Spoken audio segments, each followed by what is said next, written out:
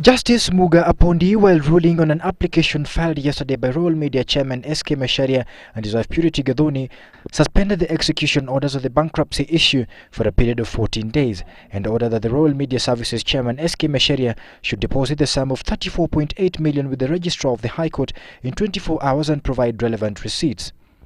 And promptly, less than 3 hours later, the sum had been deposited.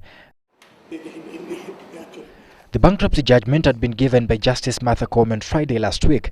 Lawyers Gibson Kamau and Paul Mwite on behalf of SK Macharia and his wife Gathoni Macharia had indicated in the petition that Macharia was able and willing to pay all his debts and that his estate should not be placed under receivership.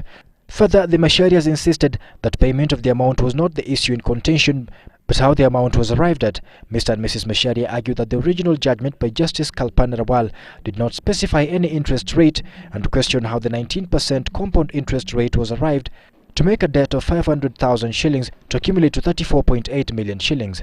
Mr. and Mrs. Macharia will also be seeking to establish how a decree to pay the 34.8 million shillings was signed by the Deputy Registrar of the High Court, and yet the judgment did not give such an order.